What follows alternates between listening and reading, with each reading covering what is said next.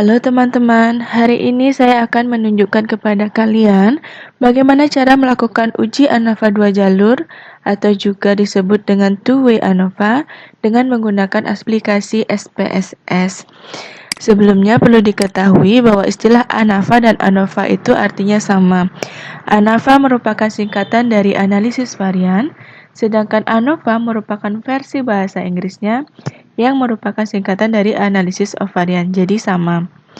ANOVA digunakan jika kita ingin mengkaji hubungan antara satu variabel terikat dengan beberapa variabel bebas. Bisa satu, bisa dua, termasuk juga di dalamnya jika ada variabel moderator. Jadi, jika kalian ingin meneliti satu variabel bebas dengan satu variabel terikat, gunakan ANOVA satu jalur.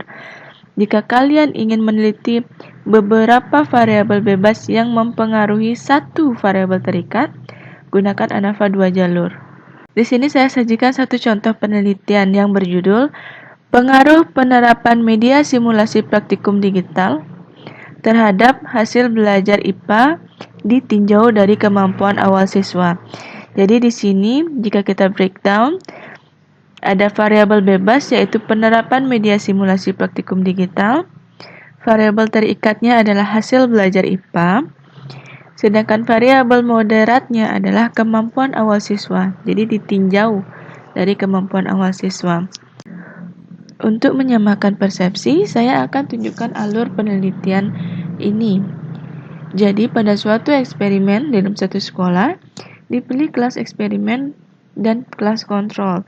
Masing-masing anak dalam satu kelas tersebut diuji, diberikan tes, sehingga diperoleh anak-anak yang kemampuannya lebih tinggi dan kemampuannya lebih rendah berdasarkan satu kriteria tertentu, yaitu KKM. Selanjutnya, masing-masing kelas kita berikan perlakuan. Di kelas eksperimen diajarkan menggunakan media simulasi praktikum digital, sedangkan di kelas kontrol belajar secara konvensional. Setelah diberikan perlakuan, siswa tersebut dites kembali dan ditemukan hasil belajarnya. Rumusan masalah yang ingin kita pecahkan dalam penelitian ini ada 3. Yang pertama, apakah ada perbedaan hasil belajar IPA dari siswa yang belajar menggunakan media simulasi praktikum digital dengan siswa yang belajar menggunakan media konvensional? Yang kedua, apakah ada perbedaan hasil belajar berdasarkan kemampuan awal siswa? Jadi ada yang tinggi, ada yang rendah. Apakah ada interaksi antara penerapan media simulasi praktikum digital dengan kemampuan awal siswa dalam menentukan hasil belajar siswa? Itu 3 rumusan masalah kita. Ini adalah contoh hasil belajar yang saya tuliskan. Jadi ada kelas eksperimen untuk anak yang kemampuan awal tinggi dan kemampuan awal rendah, lalu kelas kontrol, kemampuan awal tinggi, dan kemampuan awal rendah. Ini hasil tesnya.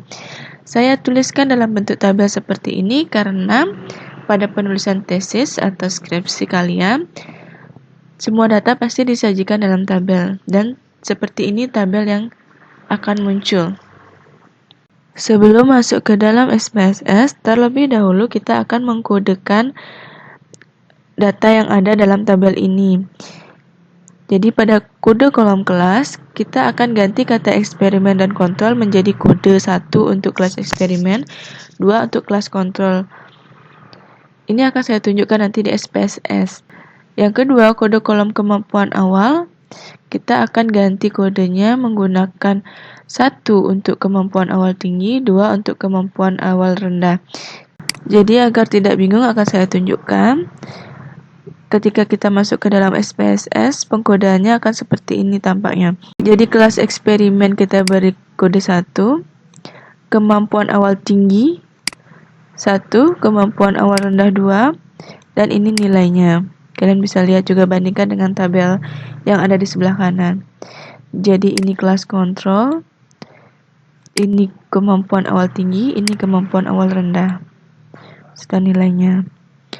Nah, ketika kita masukkan ke dalam SPSS, tinggal kita copy datanya. Kita bisa copy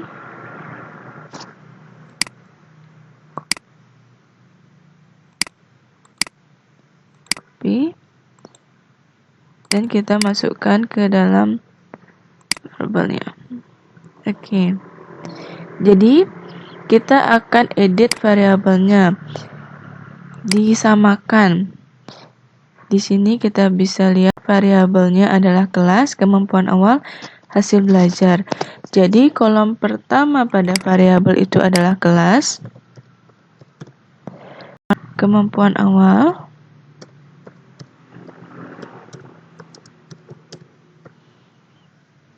tidak boleh ada spasi.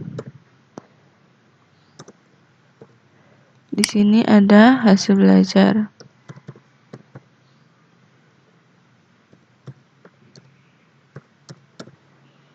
Oke. Desimalnya kita ubah menjadi 0. Oke. Untuk values-nya baru kita isi keterangan. Untuk kelas, tadi kelas yang pertama adalah kelas eksperimen. Add. Kelas kedua adalah kelas control. Oke. Untuk kemampuan awal, 1 untuk kemampuan awal tinggi.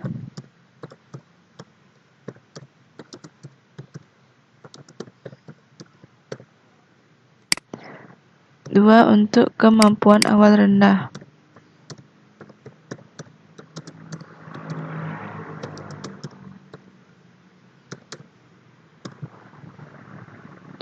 Heading. Oke. Hasil belajarnya tidak ada kriterianya. Oke, jadi sudah kita masukkan datanya ke dalam SPSS. Sekarang kita akan mulai melakukan analisis. Pertama, yang harus kita lakukan adalah uji prasyarat, yaitu uji normalitas dan uji homogenitas. Baru kita bisa lakukan uji ANAFA 2 jalur. Yang pertama, kita klik dulu bagian Analyze. Klik General Linear Model, bagian Univariate. Di sini saya masukkan hasil belajar ke variable dependent, kelas dan kemampuan awal ke bagian Fixed Factor. Kita klik bagian Save. Kita centang Standardization di bagian Residual. Lalu saya klik Continue dan kita klik OK. Di sini akan muncul hasil SPSS, tapi kita abaikan dulu hasil ini, karena ini tidak akan kita gunakan. Lalu selanjutnya kita klik Analyze, Deskripsi Statistik, baru klik yang bagian Explore. Kita masukkan bagian yang baru muncul tadi, Standardized Residual, ke bagian Dependent. Lalu kita klik Plot, kita centang di Normality Plot with Test. Continue, kita klik OK. Di sini akan muncul tabel baru. Kita fokus pada Test of Normality. Test of Normality di sini kalian akan melihat hasil signifikansi. Dasar pengambilan keputusan yang kita gunakan adalah jika signifikansi lebih besar dari 0,05, maka nilai residual data dinyatakan normal. Jika nilai signifikansinya lebih kecil daripada 0,05, maka nilai residual standarnya dianggap tidak normal. Di sini hasil yang kita peroleh, nilai signifikansinya adalah 0,136. Maka dari itu, data yang kita olah dinyatakan normal.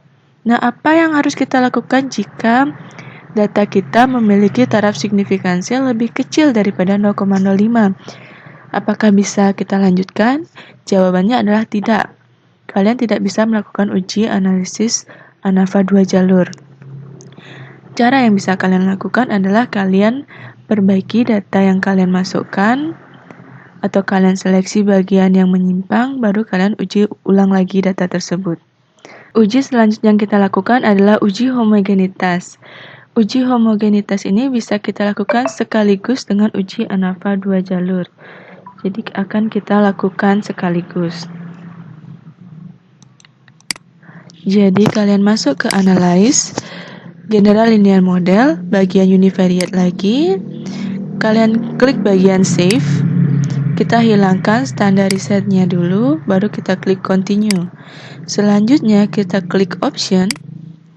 Kita centang bagian descriptive statistic dan homogeneity test. Continue, lalu kita klik OK. Akan muncul lagi hasil output SPSS yang baru. Jadi ini tes normality-nya. Ini ada tabelnya jika kalian memerlukan. Dan di sini akan muncul output yang akan kita analisis. Tabel yang pertama yaitu tabel between subject factor itu menunjukkan data yang ada pada masing-masing variabel. Pada variabel pertama yaitu variabel kelas terdapat 2 bagian yaitu kode 1 yaitu kelas eksperimen dengan jumlah siswa 10 orang. Kelas kedua yaitu kelas kontrol dengan jumlah siswa 10 orang. Begitu juga dengan kemampuan awal. Kemampuan awal tinggi terdiri dari 10 orang. Kemampuan awal rendahnya juga 10 orang. Data ini bisa berubah tergantung dari jumlah responden yang kalian masukkan datanya. Selanjutnya tabel descriptive statistic.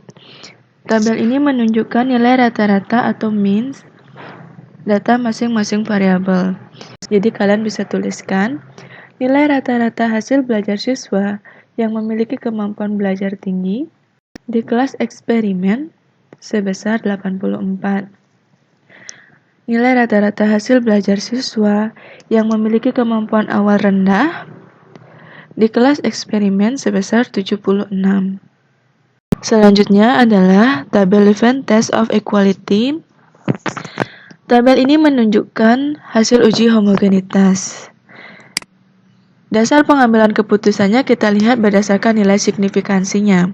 Jika signifikansi lebih besar dari 0,05, maka data dinyatakan homogen. Jika signifikansinya lebih kecil dari 0,05, maka data dinyatakan tidak homogen. Di sini yang kita gunakan adalah data based on mean-nya yang paling atas.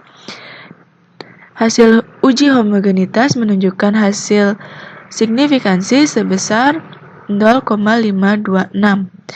Nilai ini lebih besar daripada 0,05. Maka data yang kita uji dinyatakan homogen. Sehingga bisa kita lanjutkan ke tahap selanjutnya. Selanjutnya adalah test of between subject. Ini adalah hasil analisis ANAFA 2 jalur yang kita lakukan dan kita gunakan untuk menjawab rumusan masalah. Pada tabel ini kalian bisa lihat ada kelas, kemampuan awal, juga kelas kali kemampuan awal. Ini artinya adalah hasil analisis hubungan antara variabel per kelas, analisis antara hubungan variabel dalam kemampuan awal, dan yang di bawah ini adalah hubungan antara kelas dengan kemampuan awal. Kita baca dasar pengambilan keputusannya.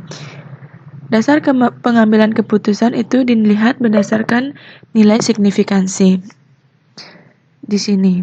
Jadi cara membacanya, jika nilai signifikansinya lebih kecil daripada 0,05, maka dinyatakan ada perbedaan hasil belajar IPA siswa yang belajar menggunakan media simulasi praktikum digital dengan siswa yang belajar menggunakan media konvensional.